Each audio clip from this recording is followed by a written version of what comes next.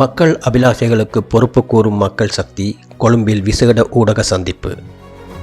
மக்கள் அபிலாஷைகளுக்கு பொறுப்பு கூறும் மக்கள் சக்தி எனும் கருப்பொருளின் கீழ் ஜனபலய மக்கள் சக்தி அமைப்பின் விசேட ஊடகவியலாளர் சந்திப்பு இன்று கொழும்பு என்.எம். பெரேரா மையத்தில் நடைபெற்றது.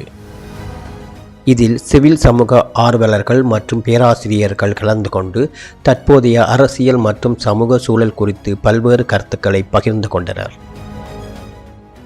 இங்கு உரையாற்றிய ஜனபலய செயற்குழு உறுப்பினர் விதர்சன கண்ணங்கர எதிர்வரும் 20ஆம் திகதி நடைபெறவுள்ள மகா சங்க மாநாட்டை கடுமையாக விமர்சித்தார்.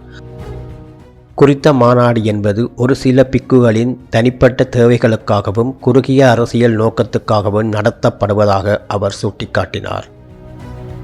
பௌத்த சாசனத்துக்கு அச்சுறுத்தல் இருப்பதாக கூறிக்கொண்டு இனவாதம் மற்றும் மதவாதத்தை பரப்பும் பின்னணி கொண்ட ஒரு குழுவினரே இந்த மாநாட்டுக்கு பின்னால் இருப்பதாகவும் இதனால் பொதுமக்களுக்கு எந்த நன்மையும் இல்லை என்றும் அவர் தெரிவித்தார்.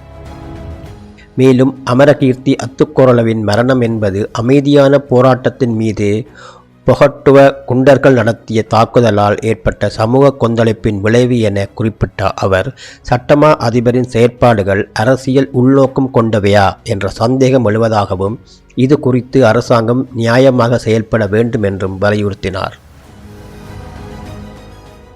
இதனைத் தொடர்ந்து உரையாற்றிய கபில கிருஷ்ண, மே 9ஆம் திகதி இடம்பெற்ற வன்முறைகளுக்கு அப்போதைய அரசாங்க ஆதரவாளர்களே முழு பொறுப்பையும் ஏற்க வேண்டும் என்றார்.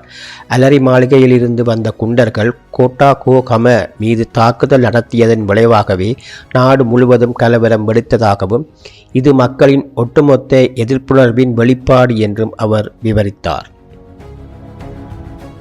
ராஜபக்ஷ ஆட்சி காலத்தில் தமக்கு சார்பாக உருவாக்கப்பட்ட ஊழல் மிக்க பிக்குகள் குழுவே தற்போது பௌத்தத்தை பாதுகாப்பதாக கூறிக்கொண்டு மீண்டும் அரசியலில் ஈடுபட முனைவதாகவும் இவர்களிடம் மக்கள் ஏமாற வேண்டாம் என்றும் அவர் கேட்டுக்கொண்டார்.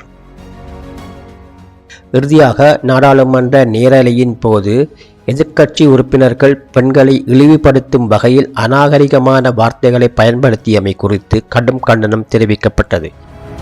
இவ்வாறான கீழ்த்தரமான எதிர்க்கட்சியினரின் செயற்பாடுகளை மக்கள் சரியாக புரிந்து கொள்ள வேண்டும் என்றும் இந்த ஊடக சந்திப்பின் போது வலியுறுத்தப்பட்டது.